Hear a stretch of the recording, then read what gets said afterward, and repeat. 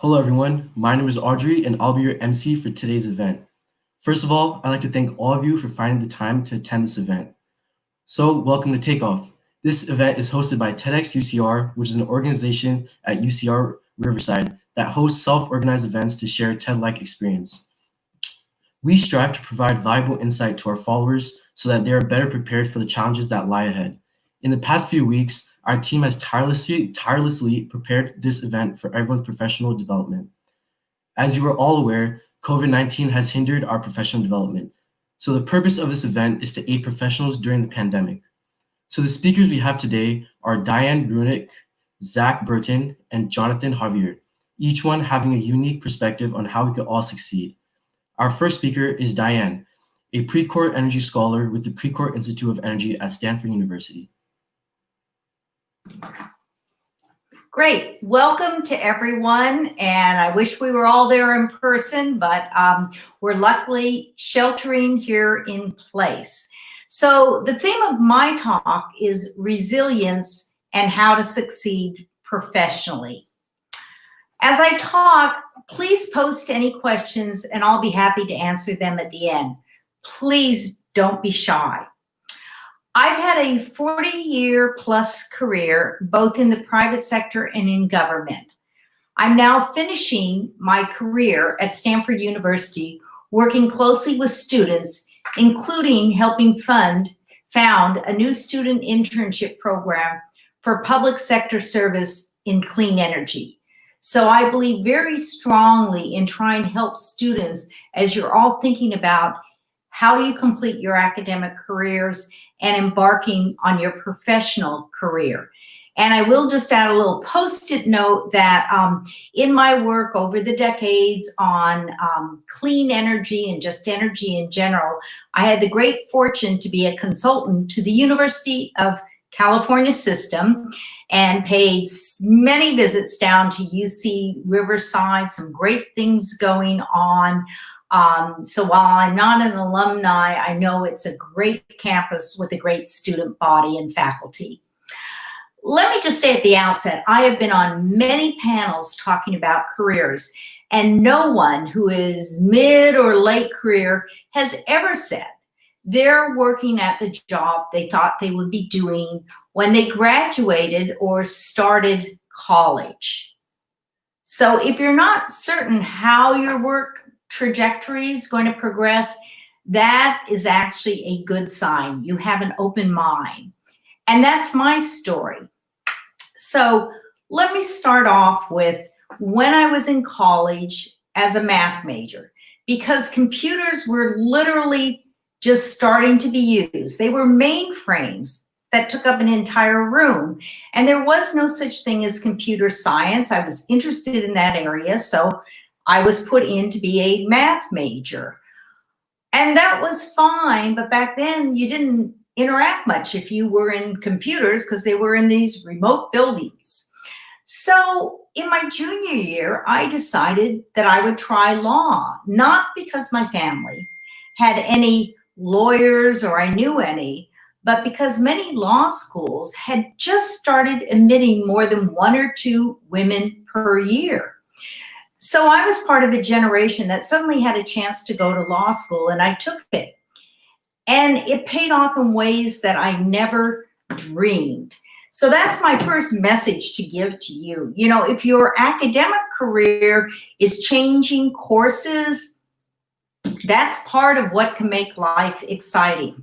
Now, when I became a lawyer, I thought I would practice law all my life. And I had a number of legal positions over the years that have been great in law firms, in government, in my own firm. But I've also been a consultant, a California policymaker, and served on many nonprofit boards, jobs I never pictured doing when I was in school.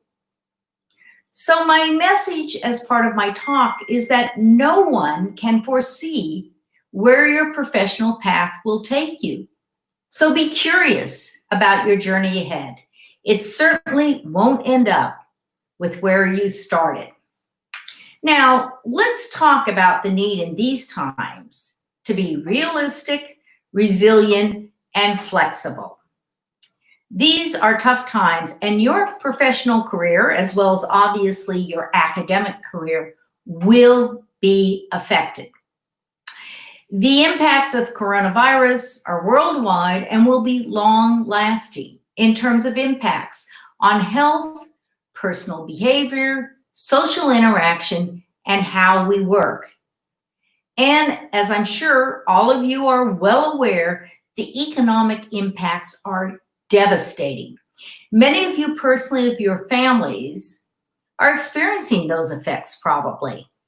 And unfortunately, the economic impacts of coronavirus will likely last for a decade or more. So this means that the pandemic will affect the types of jobs available and how and where we work, and probably your salaries as well. You must be realistic and proactive. However, that doesn't mean you won't or can't have a fulfilling professional career, economically, emotionally, and in terms of the larger societal impact. But you will have to be resilient when you encounter setbacks and barriers. And you need to be flexible in the types of jobs you seek, where you work, and to think deeply about your professional goals. And that's one thing I'd really like to leave you tonight, to have you, in the midst of everything that you're doing, of just all the day-to-day, think about what within you are your goals. How much does money matter? Probably a lot if you have student loans. If so, then fields where jobs are secure should be what you pursue, at least in the short term. But I hope that many of you will also have other work goals, to have jobs that help solve our many large and complex societal problems, such as climate change or social inequality. If so, then please explore now what jobs can meet those goals, what academic backgrounds are needed, and how you can gain experience to one day be employed in those areas. So now let me focus on barriers and setbacks. All careers have hurdles and setbacks, but they also have unexpected turns and opportunities. Let me give two examples from my own career on the double-edged sword of hurdles and opportunities. First, at one point in my career, I had a company with other partners. The partnership did not last, and the breakup, unfortunately, was acrimonious, including going to court. I had to fight for my economic survival while also doing my best to keep clients and expand my practice. But I did persevere. And out of it, I realized that doing the best job you can, day in and day out, and trying to keep a positive attitude and, yes, even a sense of humor, is critical in the workplace. That and keeping your values and fighting for what is right. This experience, while not pleasant, ended up giving me the opportunity to have more faith in my abilities and a deeper understanding of the type of work situations in which I would thrive. Basically, it opened up a door for my developing much greater confidence in myself and understanding my values. A second example is that in another job, I had differences with the person who gave assignments. One day, I received an email that he was removing me from some key assignments. It was devastating. But I had a good friend and colleague who said that the outside world would likely never know what had happened. And if I focused on work in other areas than the prior ones, I could have very fulfilling work and, in fact, expand my professional development. And it worked. I sought out new assignments that turned out in several cases to be amazing. And I also started giving more public speeches and writing more articles to show my expertise. Ultimately, I regained work both in my prior areas of expertise, but also in new ones. So as you face hurdles, pursue a double strategy. The first is to face the problem and figure out what to do. Do not ignore it. But the second is to analyze what unexpected opportunities can come from the problem. These problems will generally, in the long term, overshadow the original problem if you proactively seek them out. Barriers, obstacles, job setbacks are not pleasant, but they are part of the working world, and they can and do provide new opportunities. So let me end with some specific advice. Here it is. Develop both flexibility and perseverance. That is part of the theme I have about always be curious. Look at opportunities. That's the flexible part. But the perseverance part is once you think you want to try something out, once you think you may want to try to get a job in a specific area, you've got to work hard. You've got to be persevering in it. You probably aren't going to get your first choice, your second choice, maybe not even your third or fourth, but keep at it. The second piece of advice I have based on my career is believe in yourself. Many of us are plagued with self-doubt. We look at somebody and my goodness, they're doing this or this other person's doing that. But you know what? You're at UC Riverside because you've had a lot of successes in your life. And this is an incredibly challenging time. And as you get through this time, believe me, it's going to really help you as you move forward. So believe in yourself. Know what your values are and be determined to have careers that satisfy those values. And please look for values beyond economic gain. I am in no way saying that the economics are not important, but the non-economic aspects of a job is really the key to long-lasting professional success and satisfaction. My third area of advice is develop a professional support network. Use it and expand it constantly. You're going to hear from our next speakers more about this, the mechanics of how to do it, but it is absolutely critical. It has been for me at every step of my career. And people that I got to know literally in college, my first job, have continued to help me for decades. One of the best pieces of advice I was given early in my career was not to be afraid of asking for advice or favors. I was told that most people feel good when they're asked to help. So you can think of asking for help as actually giving someone a gift. And it really helps to have that mindset. And always say thanks. Follow up with anyone who's helped you. In this day and age, a handwritten thank you note will be remembered for years. And let me say, I really do remember the students who I work with at Stanford, those who have asked me to help them on some job advice or have asked me to be references, who follows up with me to say thank you. And I am much, much more likely to help them the next time around if they actually have taken some time to say thanks. You can't go wrong with that word. My fourth area is volunteer. For new assignments, extra work, nonprofit opportunities, whatever it takes to expand your skills and your network and keep you intellectually challenged.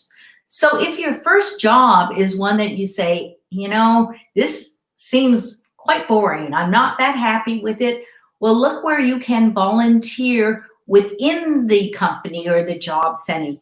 Say, I'm available, I'd love to try this out.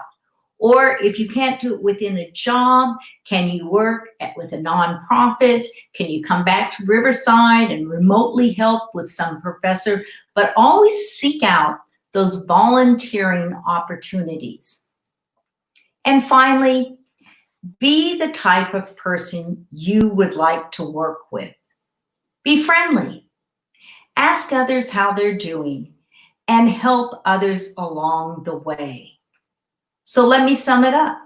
Be flexible, believe in yourself, network, volunteer, and be kind. So that's it. I can talk about any other number of things, but I'm happy to take any questions if any of you have. And like I said, don't be shy. There's probably a question I've not heard of yet. Thank you for your valuable insight, Diane. So we'll now be entering a Q&A portion, so feel free to submit any questions you have to the chat.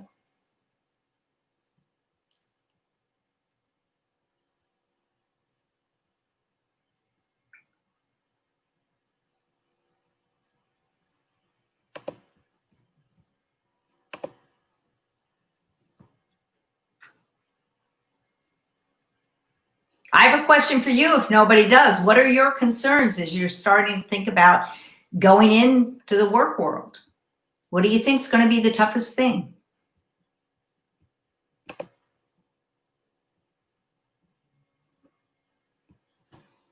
All right, so we received a question. So the first question is, what's a good way to not let peer pressure or expectation demotivate you? Man, that is right on point. And this is just me, but I would say that I still struggle with that. I mean, I held a high-level position in California government. I was one of 5 commissioners appointed by the governor to the California Public Utility Commission that regulates the state utilities. It was a dream job.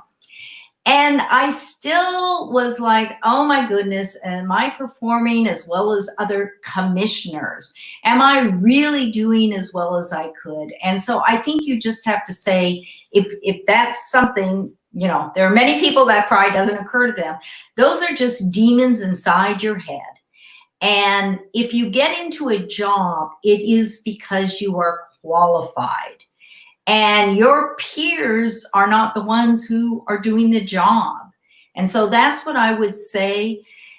And with expectations, that gets back to sort of my theme, two-edged swords.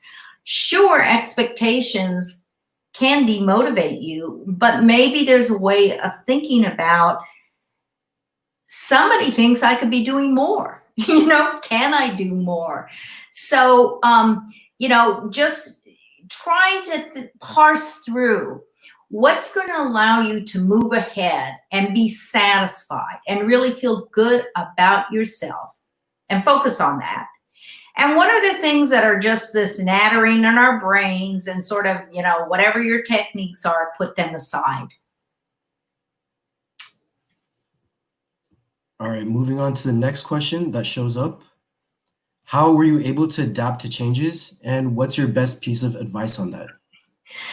At some point in my career, I developed what I talked about, this idea that change is not a bad thing and that it can give me opportunities.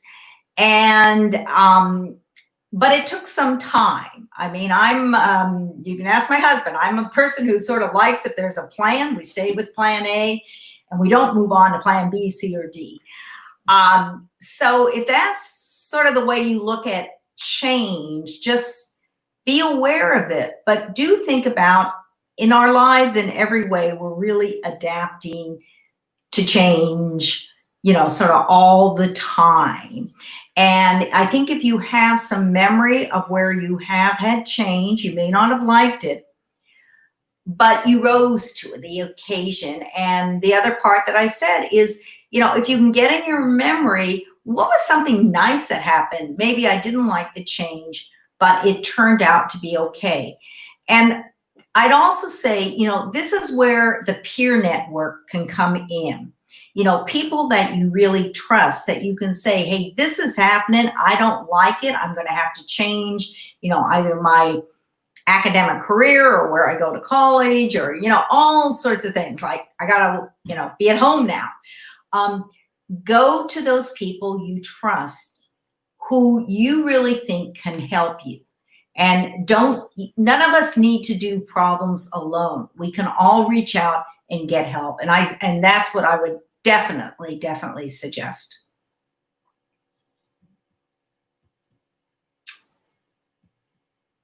Next question is, thank you for your insight so far. What advice can you give to job internship applicants? What helps with distinguishing ourselves besides GPA, experience, and so on? Sure. And Zach, the next speaker, who I worked with when he was at Stanford, he's going to go into the detail on it. But what I would say is, because I've hired lots of folks and advised people over the years, and myself have done it, is it is important to distinguish yourself. And I don't think it's actually so much of that you have demonstrated work in an exact position, but I always look for somebody who has volunteered, who has done extracurricular activities, who has a reference from a professor or faculty or staff, not necessarily saying they're the best thing ever, has walked the earth, but who said, when I worked with this person, they really delivered. Here's a problem that arose, and they thought of how we could overcome the problem. They were proactive. So that's what I think is, as you look at your resume and look at, all the various things you want to put together, how many things can you say, I reached out and I just wanted to take some opportunities that were there, and here's what I did, and here's somebody who had confidence in the job that I did. And I think that's really what you want. It's not so much the specifics of it, but I always look for somebody who does have that type of being proactive, trying to get some experiences, because then I know when they come on a job, they're going to have that same attitude. They're going to say, how can I give that extra mile? How can I overcome barriers? And Zach's going to talk about, even now with COVID, there's lots of volunteer opportunities if you can get them. And hopefully if you need paying internship, you can find them. All right, moving on to our last question. So what will recruiters be looking for in new grads after the pandemic? Many students rely on experiences in making their hires. How will they factor in those decisions? What can we do? I don't have a crystal ball, and I'm not recruiting people these days. What I would say is that, again, I think it gets back to what I talked about, resilience. And what did you do during lockdown? How did you try to keep up your focus on the academics? I think that actually is pretty important. And believe me, I've heard horror stories about people who have 3 courses in a day and they've got to look at the Zoom screen for 5 hours. And I think things are trying to change. But I think that, developing your own personal story, your narrative of when you had to shelter in place, when you lost, the wonderful experience of being on campus. What did you do? How did you do more than just survive? How did you get, again, my theme, what were those barriers? What were the problems? Being honest that you can talk with recruiters about, here were problems, but here's what I did to overcome them.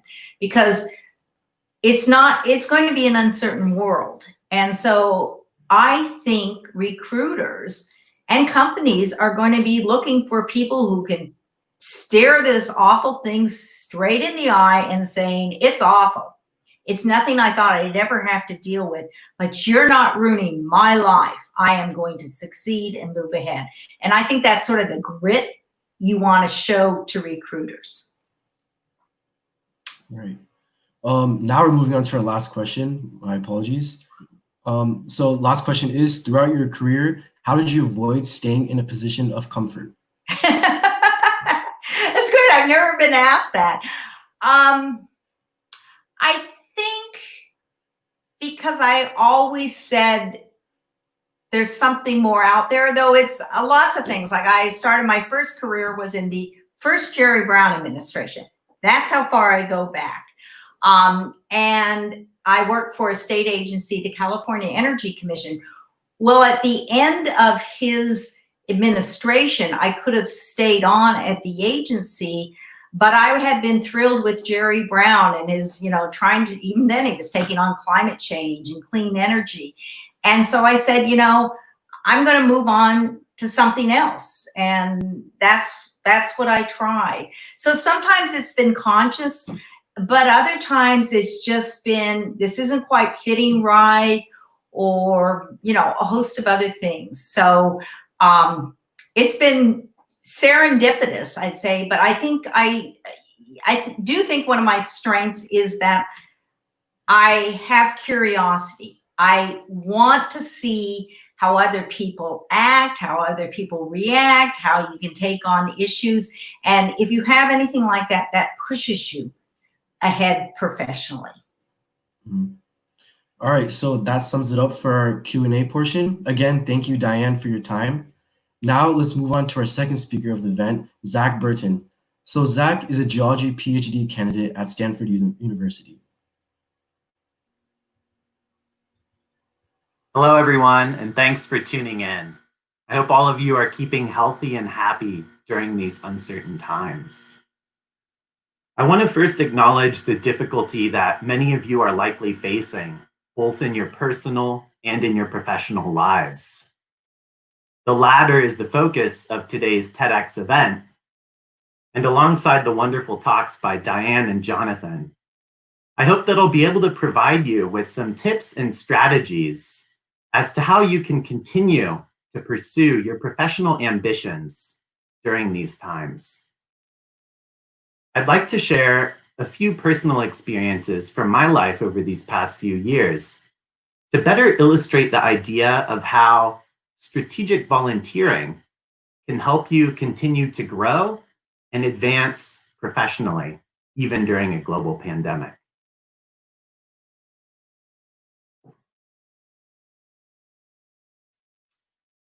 As a little boy, growing up in rural Central California, I would oftentimes wander out into our garden at night.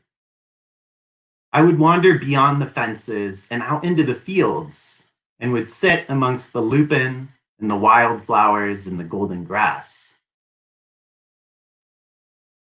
I would stare up into the sky.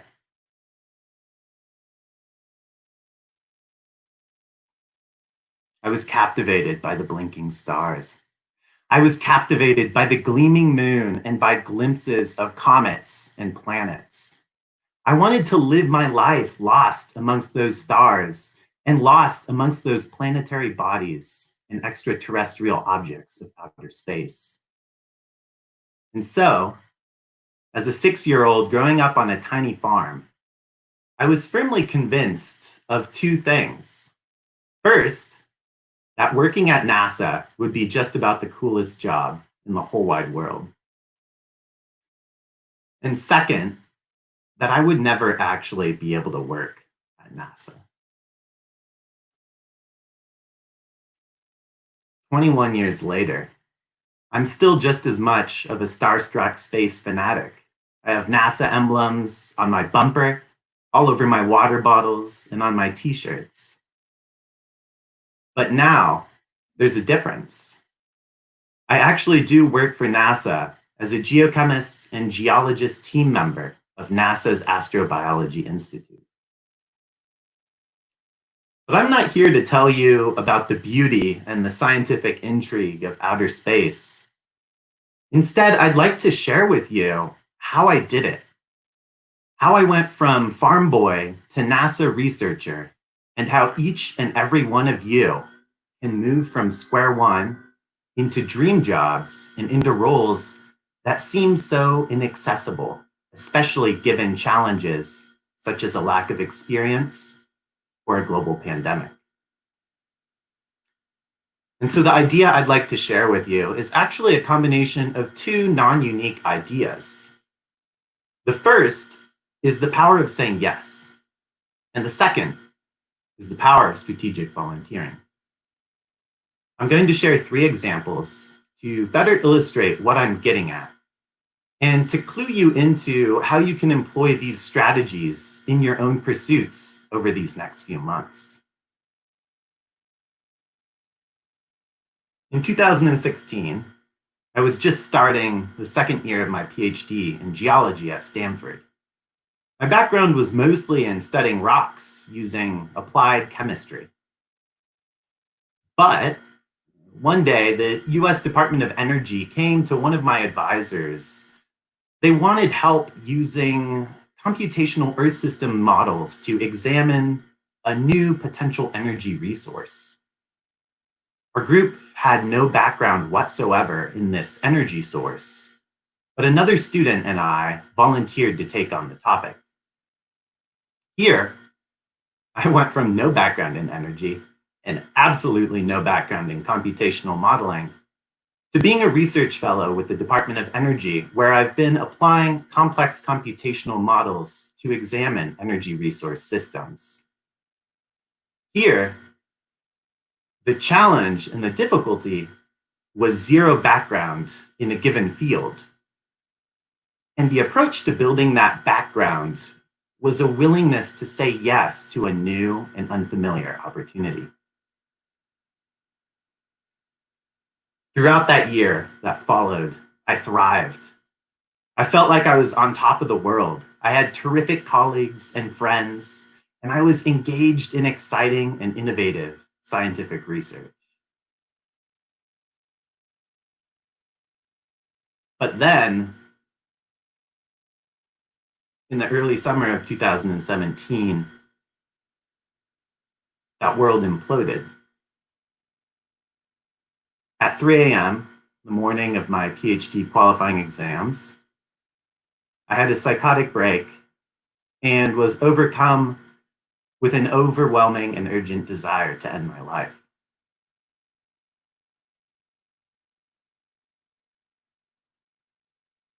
Luckily, I was hospitalized for 11 days. I was diagnosed with bipolar disorder, and I spent many months in group and in individual therapy. Throughout the summer and the fall, I was crippled by the idea that I would never be me again. I was crippled by the fact that I was just a shell of my former energetic, goofy, and creative self. I had to cancel a lucrative summer internship. I completely withdrew from research and from school for many months. But even worse, my sense of self and my confidence was utterly destroyed, even in personal situations. I couldn't spend any more than an hour or two with my closest friends every 4 to 5 days without being sent back into that utter state of terrified panic. But slowly, thanks to the support of loved ones, I began to crawl out of the abyss. Eventually, I was able to send one work email in a week. I was able to graph a little bit of data for my PhD thesis. These were small steps, but they were absolutely critical. I think it's important to acknowledge how meaningful it is to celebrate these small steps and successes. These strategies for professional development that Diane shared with us, and that Jonathan will share with us, and that I'm sharing with you, do not happen overnight. It's a process. It's like learning the instrument, like the trumpet. At first, you're definitely going to sound awful, and it's probably going to be incredibly discouraging. But eventually, if you stick with it, you'll be creating beautiful music. You'll be diving into that job, or that grad school program, or that service opportunity that you've been dreaming of. As I was taking baby steps to escape this feeling of hopelessness in 2017, I did a lot of reflecting on my first few years at Stanford, and I thought of a particular moment in a geology class that I was TAing. One day, the professor spoke with the undergrad students in that course and told them that one of his NASA collaborators was looking for a laboratory assistant to crush rocks and to grind sediment samples into dust. It would be excruciatingly tedious work, and none of the undergrads wanted to do it. But there was an opportunity there. And so about half a year later, on my path to recovery, I reached out to this scientist. And in the years since then, I have gone from being completely ignorant about space and planetary research to being a team member at NASA's Astrobiology Institute and to being a frequent presenter of space and planetary science research at scientific conferences anywhere from Houston, Texas to Paris, France. I have proven that 6-year-old farm boy wrong. NASA was not impossible. Around the same time, toward the end of 2017, I began to delve a bit deeper in a budding interest in energy policy that had developed due to the energy scarcity issues faced by New Zealand, where my PhD work is based. I wanted to learn more about energy policy, but all I knew about were rocks. Luckily, Stanford has a large student-run energy organization called the Energy Club. And so I went to them to see if I could learn more about energy policy. They didn't have any involvement in policy, but they were interested. I was introduced to Diane, who we just heard a wonderful talk from. And soon I founded Stanford's energy policy community under Diane's mentorship. We've held 22 speaker events, panels, and workshops where students have had the opportunity to learn more about energy policy, just like I wanted to do a few years ago. Similarly, I was able to start work as a renewable energy policy analyst with Diane. And this opportunity came up because Diane had approached me and asked if I could advertise this research role to the Energy Club at large. I thought about it for a few days, and then I came back to Diane and I asked her, Diane, do you think I could possibly try out that research role myself? She took a chance on a geologist. And in the 9 months that followed that we worked together on that project, I was able to produce 2 white papers and a couple of presentations on the renewable energy policy research that we had done together, which I was able to present to a number of energy organizations here in the Western US. In both of these cases, the challenges that I faced included both an extremely difficult personal experience, which in many ways might be similar to some of the difficulties that all of you may be facing right now due to COVID-19. I also faced the common challenge, which is an utter lack of experience. In my case, I had never had any exposure to NASA or to space science. I had never had any experience in the energy policy world. I'm sure all of you can relate to the feeling of really wanting that job at that hot tech company, or wanting that job as a curator at that world-renowned art museum, or really wanting to get into that awesome grad school program, but having no idea how to get there. And so the encouragement that I want to provide to you is that through the combined power of being able to say yes to opportunities and to strategically volunteer, you can advance your personal interests and you can break into new industries. There are a couple specific benefits to strategic volunteering that I would like to share with you today.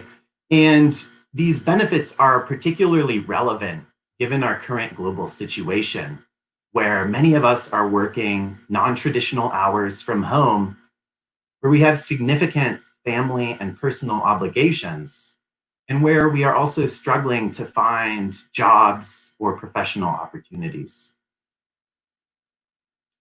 The first benefit is that when you strategically volunteer, you are able to build out experience because of, how do I say this? Because you are volunteering, it is completely different from working a traditional 9 a.m. to 5 p.m., 5-day per week job. Because usually volunteering allows you an extreme amount of flexibility. And so whether you're a young mom or a young dad, spending most of your waking hours taking care of your kids, or whether you've recently retired and you are looking for intellectually stimulating opportunities, or whether you're a college student taking 6 courses this term, volunteering allows you to spend an hour here, an hour there, and usually whenever is convenient for you. A second major benefit to volunteering is that, as you heard in my stories, you don't need a lengthy resume or CV to work your way into some really interesting gigs. Your enthusiasm, your basic communication skills, and your analytical skills make you way more qualified than you might think.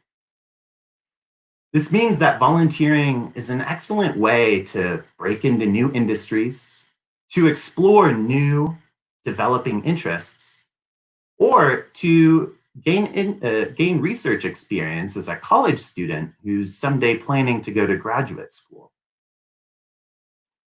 And so, the message I'd like to leave you with, and my idea worth spreading, is that even in inaccessible or seemingly inaccessible and complex industries like science and policy, your ability to identify new opportunities and your willingness and courage to say yes to these opportunities can land you dream jobs that you never imagined were possible. Now, I want to leave you with one final practical note about the current global situation in COVID-19. And that is that Google's search engine, and as Jonathan will share with us next, LinkedIn's networking capabilities are your allies during these times and all of the time. There are tons of interesting organizations out there with a myriad of opportunities in all sorts of sectors.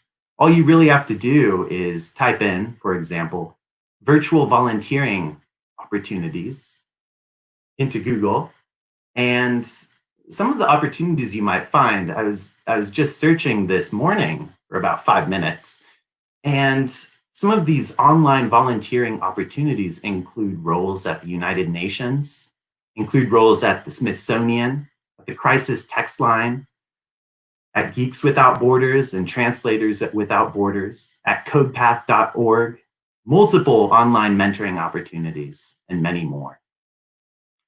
Another terrific way for you to pursue specific volunteer opportunities is through your own network.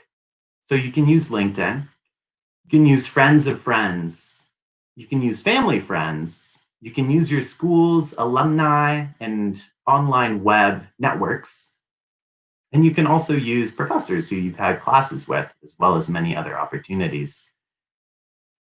There are so many people out there who would love your help, because in the end, who wouldn't want someone to work with them for free and contribute to their research or to their organization or to their company? I guess I'll finally share that, anywhere from industries from science to the research world, to policy, to international development, to business, to startups, theater and the arts, people want your help. And I mention those opportunities in those areas because in those sectors, I've had the privilege to be able to work mostly through the power of strategic volunteering. And so thank you for listening.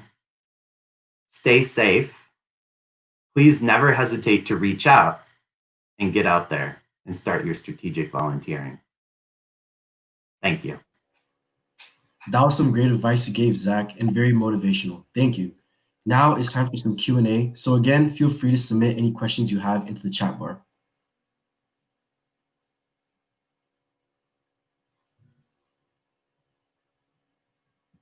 So the first question is, where can you find volunteer opportunities in STEM and non-STEM related fields? Also, how do you maintain relationships with connections to help bolster your career, especially during this time? Yeah, that's a terrific question. So I think, as I mentioned, you can start as easily as searching through your favorite web browser. There's a ton of opportunities out there.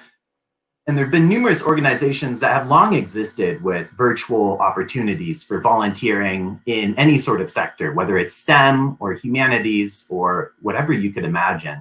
And so I would suggest starting there. I should also mention that during the current global situation, more of these opportunities have popped up as most of us have shifted to working from home and to working virtually. So I would take a peek around online. As far as maintaining relationships with connections, I think in a way, Diane touched on this when she mentioned that in this era, a handwritten note can go extremely far. And I think part of the message there is that if you take the time to check in on your connections, your network, your friends, your former colleagues, when you're not specifically seeking out a job opportunity, I think that's especially important to maintaining really a sort of a friendly and almost, really a friendship of a network connection. I think that is really your ideal. In the past, I've seen people reach out only when they need something. And, that's kind of off-putting when you're not taking the care to be in touch with and checking in on someone who you're connected with, unless you're seeking something yourself. So I would suggest just pulling in a bit of care and compassion with your network and with your connections.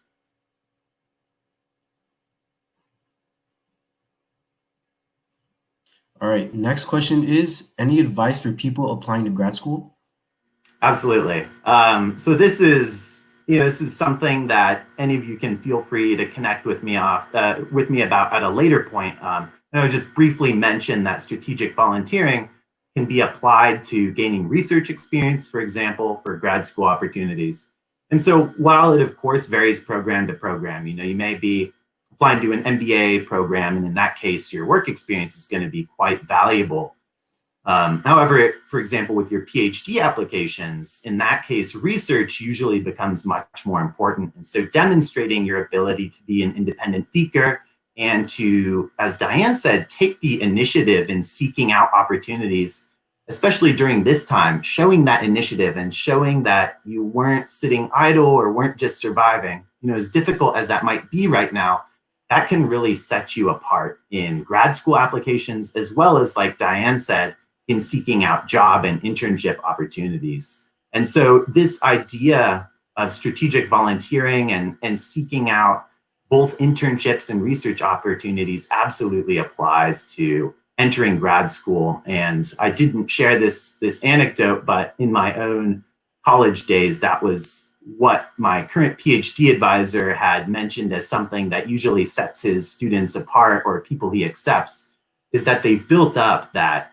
research experience and have taken on independent projects, which a lot of times for PhD programs end up being a lot more important and more impressive to prospective advisors and graduate programs than just your GPA or your GRE or other testing scores.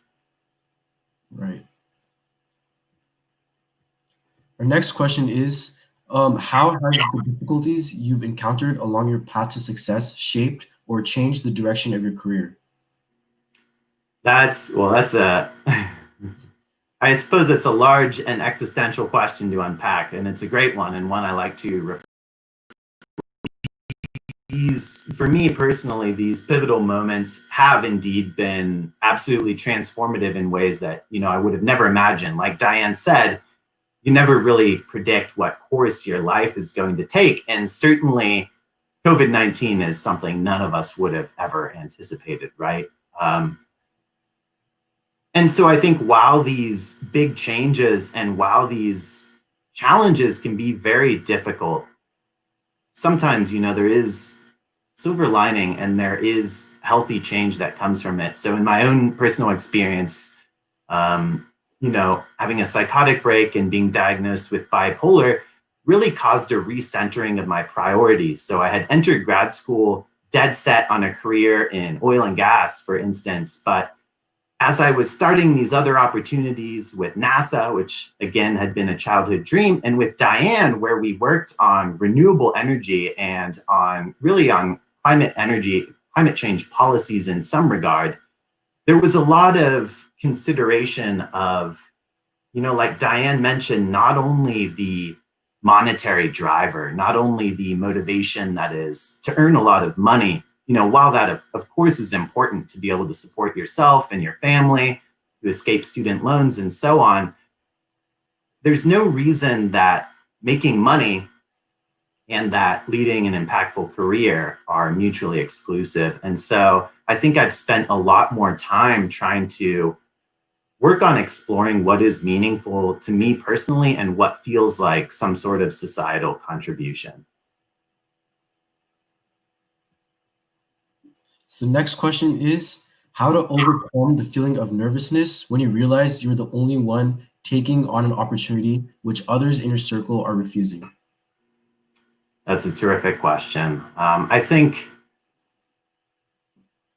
the challenge of that phenomenon in that question can't possibly be overstated because, as I'm sure we're familiar with, so much of your surroundings and your background and the people who you're living with day to day and interacting with, they really do shape you in both wonderful ways, but also in ways that might impart peer pressure that may prevent you from excelling or from trying opportunities which were unfamiliar to, either your family, your friend circle, your community. And so that's a constant process. I think in my case, for instance, the decision to become a scientist was incredibly intimidating because really no one in my family had ever done any sort of science at all.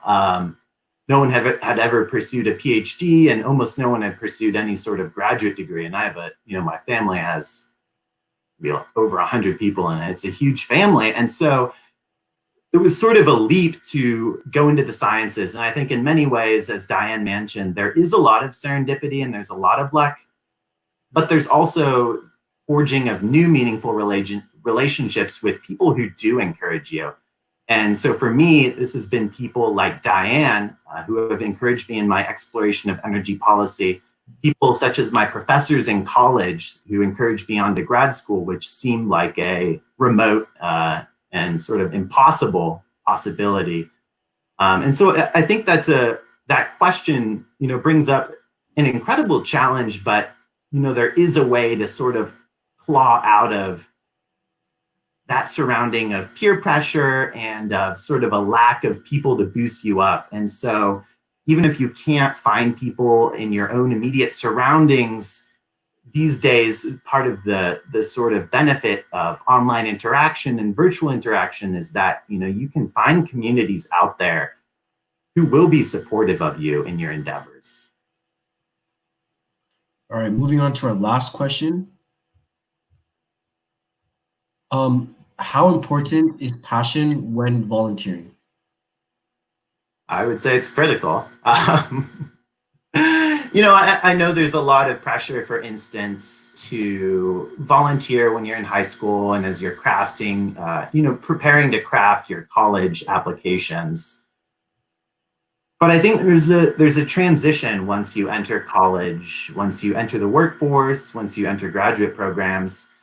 And, part of that is just doing yourself a favor. Why would you be doing something if you're not passionate about it? Or I shouldn't say passionate because it's a strong word, but I should say at least interested in.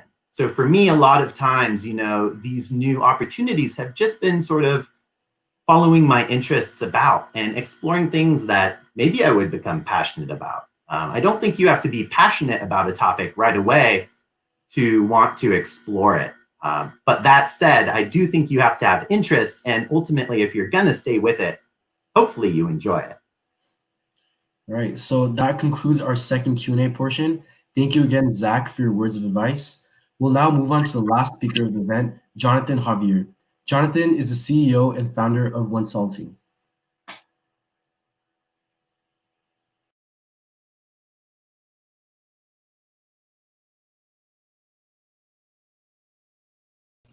I just realized I'm on mute. Wow, I just started and I'm on mute already, guys. First off, thank you guys so much for the opportunity. Really do appreciate it. And I see people in the chat already hyping me up. Well, guess what? We're about to bring the energy right now. And I actually just got done with the talk about an hour ago, but let's get it going. All right. Shout out to the Consulting team. Shout out to my mom and dad who are on the talk, but let's get it going. So my name is Jonathan Javier and I'm an underdog. When I was attending UC Riverside, I didn't know exactly what I wanted to do in my career.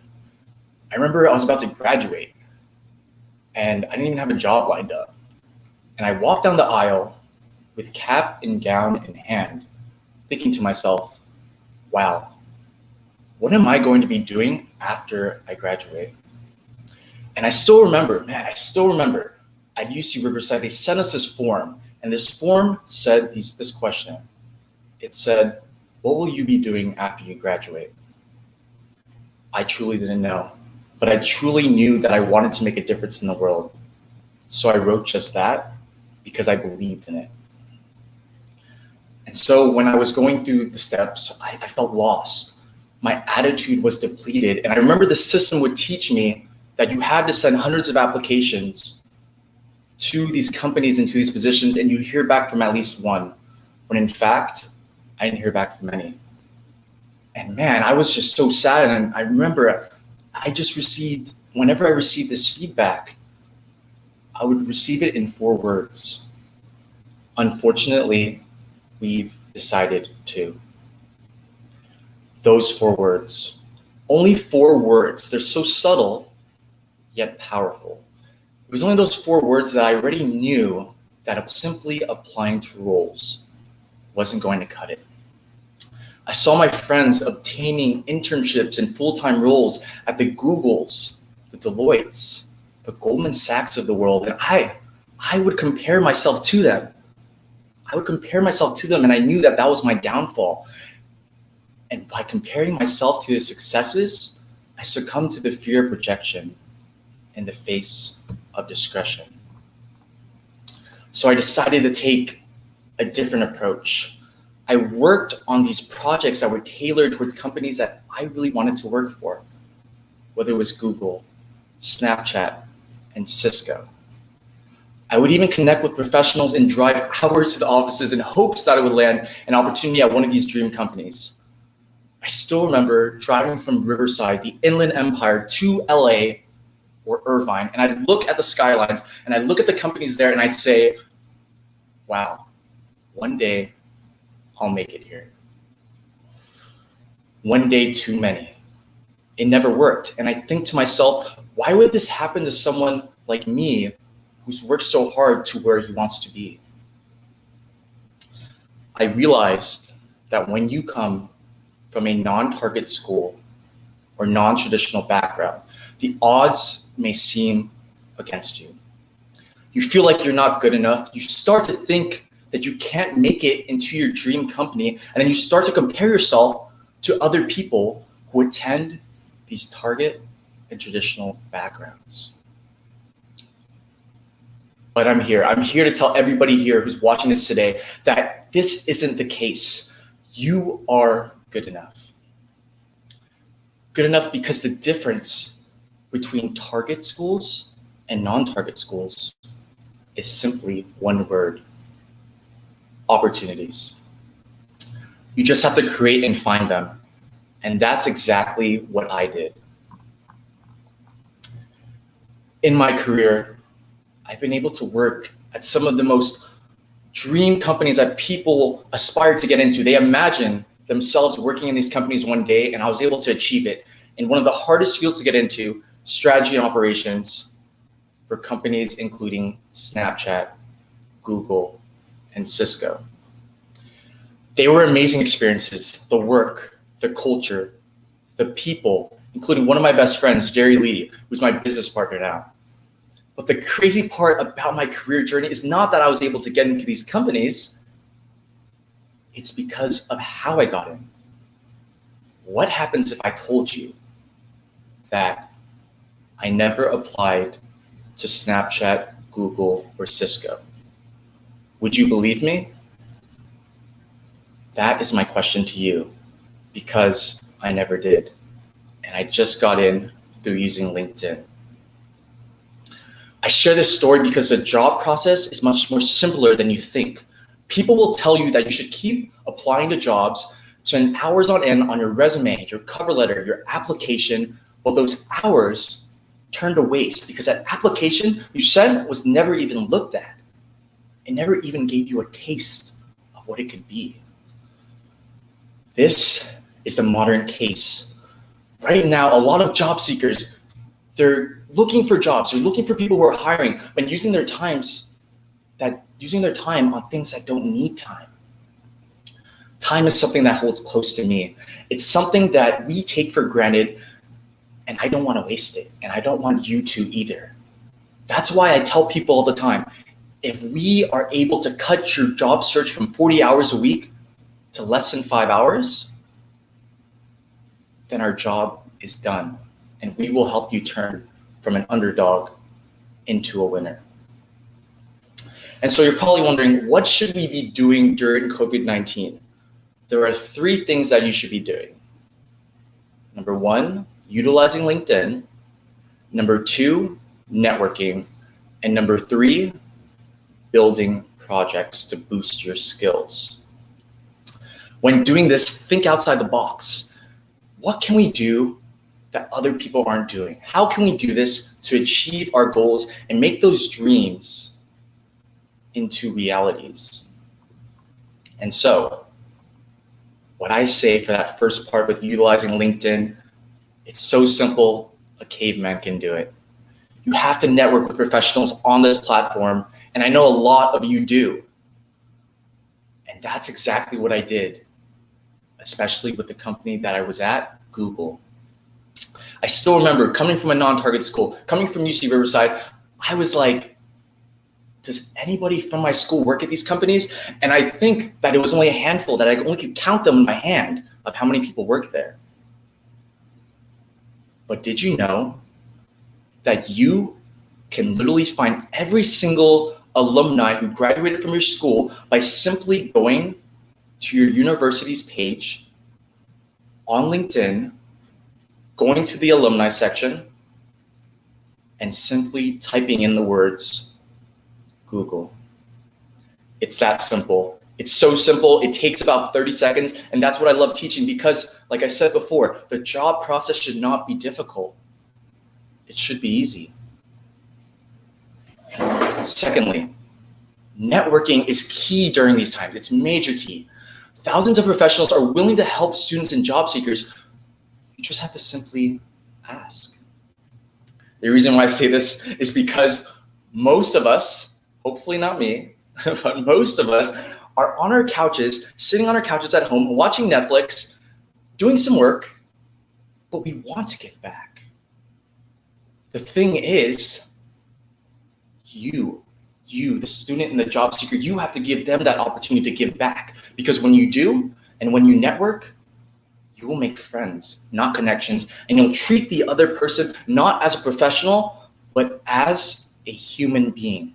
And that humanistic approach is what builds character. And these opportunities that will come to you rather than you having to seek opportunities.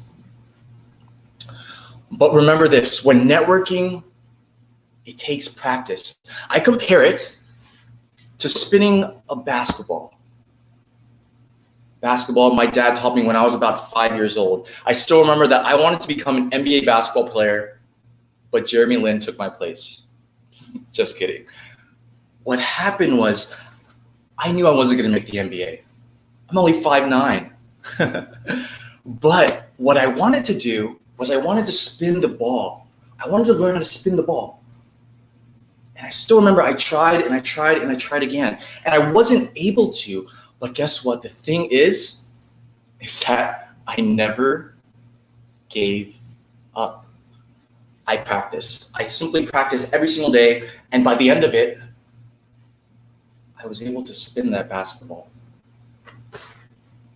The reason why I tell you this is because networking is like spinning a basketball. At first, you're going to be sending these messages to people. You're going to be trying hard and hard again. You're going to be sending these messages, and some people won't respond. You'll feel like you are failing, when in fact, you are not failing.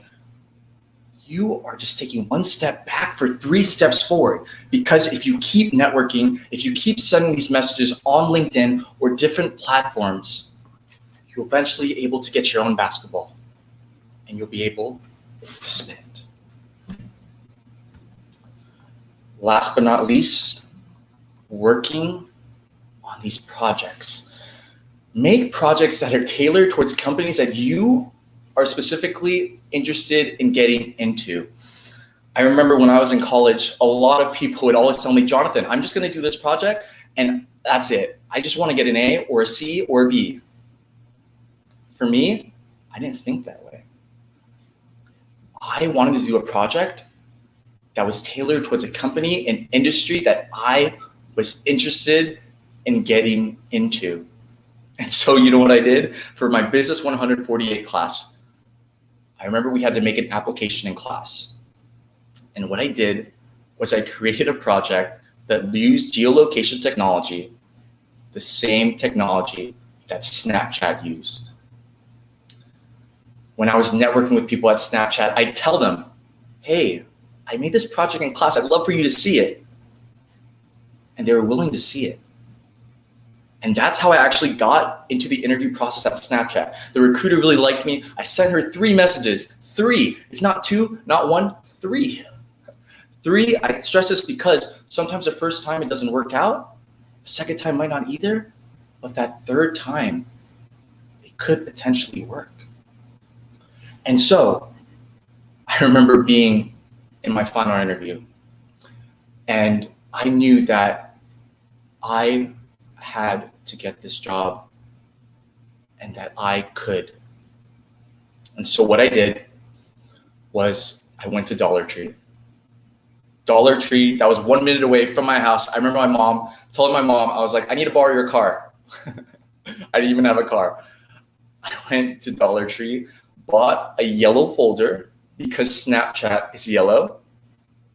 I printed out my resume, my cover letter, my paper, which was my project, and my business cards. I put it into the yellow folder. I went to the interview a few hours later and I had a case study and I nailed it. I knew everything because I did that project from class that used the same technology Snapchat used, and I brought it to the interview.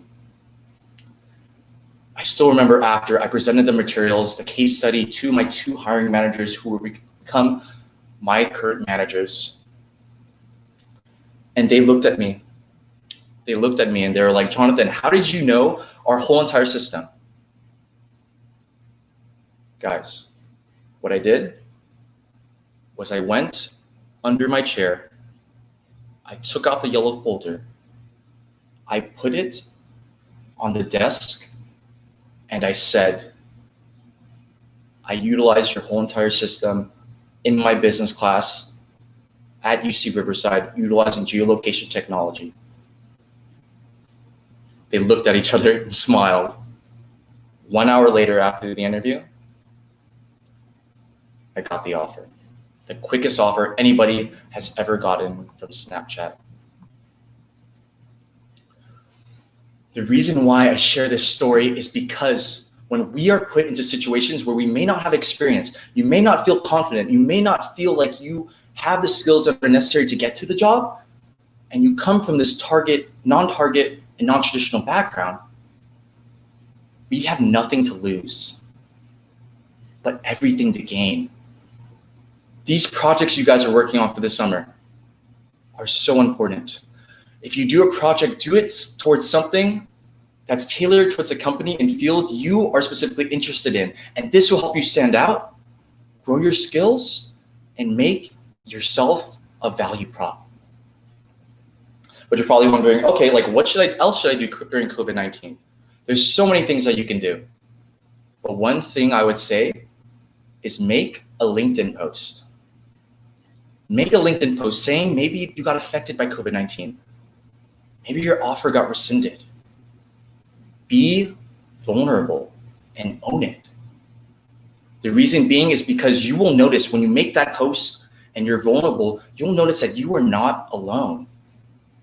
You have a community, a family of individuals that have also been through the different things that you've been through. And so, to conclude, people always ask me, Jonathan, why have you worked in 3 companies in 3 years at Snapchat, Google, and Cisco? The answer to that question is that I never wanted to work there long term. I just wanted to show you who's watching this today, that a person, an underdog like me, from a non-target school, a non-traditional background, could make it into these companies without simply applying, and motivate you and inspire you to do the same, because I want you to follow in my footsteps. And that's why I started my own company. Strive for greatness. It's what I've done to get into these big companies. It's what I've done to complete 100 speaking engagements. This is my 100th one in 5 countries. I was actually rejected by TEDxUCR the first time I applied here. But by using LinkedIn, by doing the things I told you today, I was able to speak with you for these past 15 minutes. My name is Jaywell, an underdog turned winner, and this is my story. My question to you is, what will yours be? Thank you. Thank you for your words of advice, Jonathan. Now we will have our last Q&A for the event. So type in your questions again into the bubble chat, and we'll try to address as many as we can.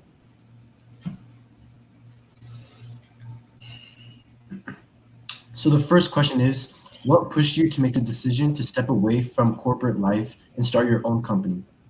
Great question, Angela. So I kind of talked about it in the last part, but I noticed that so many people were simply applying to jobs. And I remember my own story of applying to all these jobs and wasting my time applying when I should have been networking.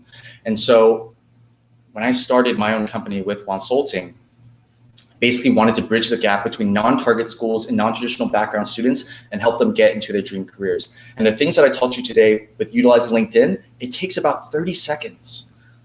And that is what gives me energy. People always ask me, Jonathan, like, you have so much energy. You know why? Because it's people like you, Angela, who give me that energy and will help you get into your career. And that's what we hope to do. All right, moving on to the next question. What advice do you have for first years who just started using LinkedIn and are trying to get their first internship? Great question, Rain. So if you are a first year, my sister's a first year. I think she's on this TEDx. If you're a first year, it's okay if you don't have an internship. I know a lot of interns currently, of students right now who are first years, just creating their own internships. Create your own internship. Create your own virtual project. Zach and Diane talked about this before. By doing that, you're able to grow your skills and have those 3 resume bullet points. My business partner, Jerry Lee, loves saying this. Your 3 business points, which will be able to help you network with these people. So yeah, and then also to as well, reach out to people and say you're first year. They will be actually surprised because a lot of first years don't network. It's usually when they're like juniors and seniors and they're like, okay, now I have to network. But if you were early on, this is what I wish. The one regret I have is that I was not networking in the beginning. You are a first year, Rain, and you will be prepared because you are going to be the one reaching out to people when other people aren't. So the next question is, what value proposition do students give to professionals when networking on LinkedIn? Oh, great question, Matthew. So Matthew is actually one of my mentees. But yeah, the value prop that students give to professionals when networking on LinkedIn is this: you give them an opportunity to give back. You don't have to have a value. You don't have to give anything to them. What professionals want sometimes is a simple thank you. People don't realize this. The two words thank you mean a lot. It means that you are recognizing that person for mentoring you. It's showing that you are grateful. It's showing that you as a professional are doing good work for a student. And this is actually why I mentored Matthew, because he not only said thank you, but he stayed in touch. And now he's interning at Google now.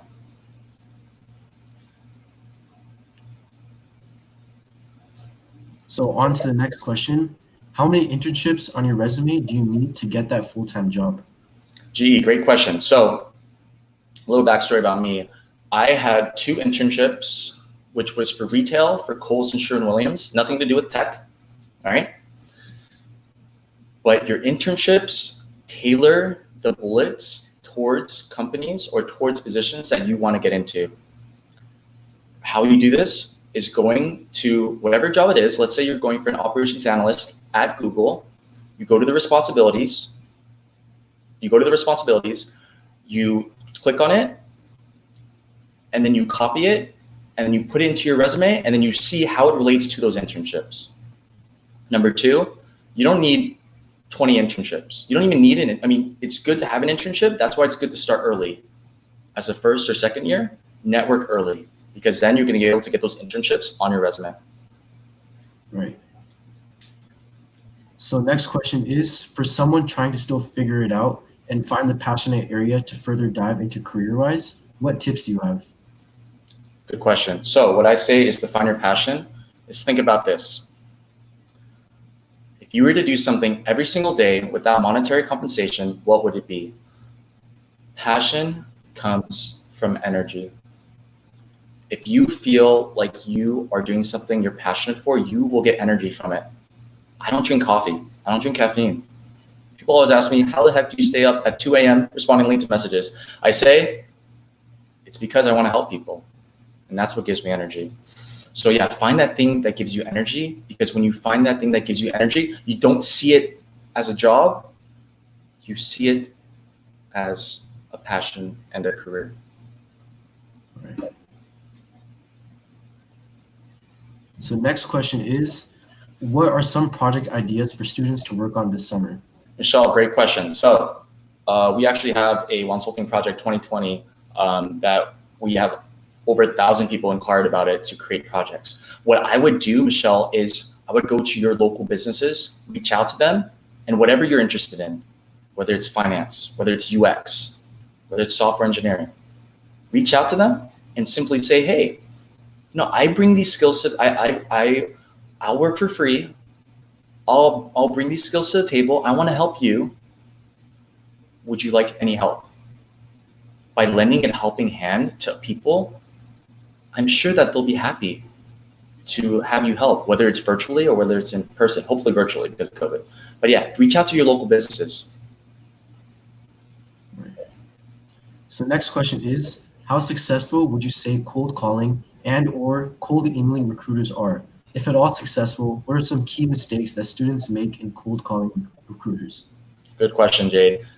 So cold calling recruiters, I actually would not recommend this.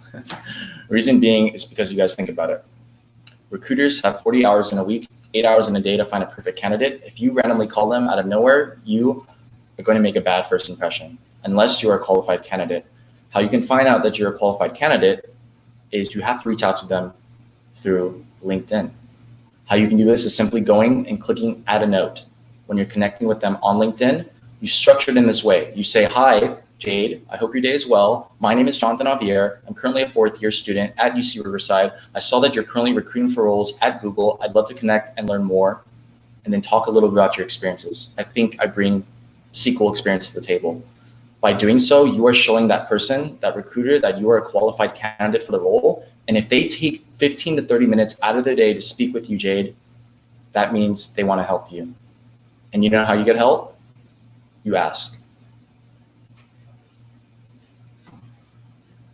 So next question is, would companies value internships from companies more than personal projects, or would they value them the same when hiring? Good question. So companies, this is a good question, Brandon. So when you are building out your project, think about this. If I was hiring for Facebook and I need someone with SQL and Excel experience, and I did an internship for finance, or I did an internship for software engineering, do you think it's relatable? No. What happens if I did a project that's specifically tailored towards SQL and Excel because I did that on purpose so I can gain more skills in it? Is that applicable? Yes. The reason why I say this is because when you build these projects, why not do both? Why not do an internship, even if it's not in your field, do an internship, but at the side, do a project that you can specifically do and show that these recruiters and professionals that you are gaining the skills, even though it's not in your internship. By doing that, you give yourself a value prop. Right. So now we have 2 more questions that we're going to pick. So next question is, once you get the job and stop seeking, what is your advice on staying connected with the industry and other professionals? Great question, Natalia. Shout out Alpha This is so important. You have to follow up. I guarantee you, all 130 people, I guarantee you probably 1% will follow up. I'm not trying to shout anybody out, but the reason why I say this is because following up is so important. Every 3 months, follow up with people who you connected with in the past that helped you. Guys, I have a spreadsheet for 3 years. I have about 300 to 400 professionals on there that I send updates to every single holiday and every 3 months. People always ask me, Jonathan, how do you get so many great speakers for your speaker series? And it's because of this follow-up. The follow-up is important. Guys, after this TEDx talk, follow up with everybody who spoke today. Diane, Zach, myself. Follow up with them. Send them a thank you. Remember I talked about that thank you, because that simple thank you to Diane, to Zach, shows gratifications for what they took 20 minutes out of the day to speak with you guys. And that builds rapport and makes a difference, especially when you are networking and trying to stand out. So moving on to the last question. What's the most valuable piece of advice you learned early on in your career and when networking? Good question. So most valuable piece of advice is you have to ask for help, and don't be scared and don't be nervous. Why I say this is because I would have phone chats every single day with people who worked in the Big Four where I wanted to work, at Deloitte, PwC, Goldman Sachs. And I was always wondering to myself, I'd have these phone chats, 15, 30 minutes. I'd always wonder to myself, why are they not helping me? But I realized it's because they thought I had everything together. I never asked for help. If you ask for help, you will get help. As one of my mentees says, Olaseni, closed mouths don't get fed. And if you never ask, the answer is always no. All right, so that concludes our last Q&A portion. Thank you again to Diane, Zach, and Jonathan for speaking at our event today. We thank all the viewers for taking the time to attend this event. Now, let's wrap up with a few words from the president of the TEDxUCR chapter, Rohan Kumar.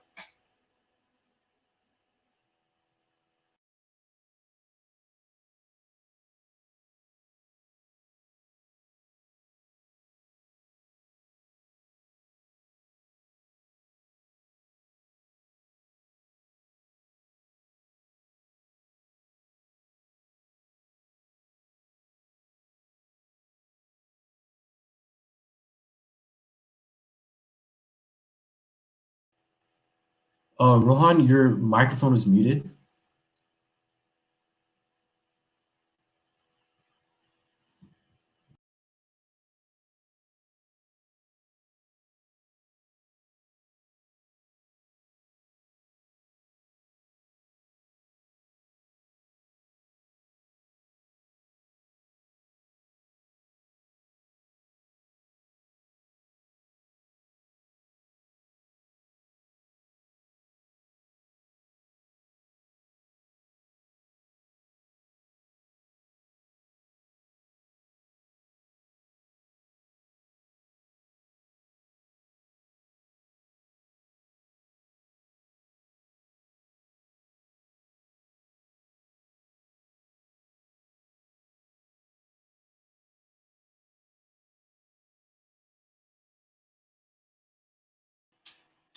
So we apologize for the technical difficulties we're having. So I'll just speak on behalf of Rohan. So this message is directly from Rohan. Thank you all for attending this event. We hope you learned something new to help develop your professional career during these tough times. I would especially like to thank Jonathan, Diane, and Zach for sharing their experiences. Their insight will offer you a fresh perspective on how to adapt to COVID's disruption. And I would like to thank my team. Without them, this event would not have been possible. Their tireless hard work, determination, and skill set is what kept our organization floating. I would not be here without them, and we wouldn't be here without the audience or the speakers. TEDxUCR wishes you all the best for the future, and we hope to see you all soon. Stay safe, guys.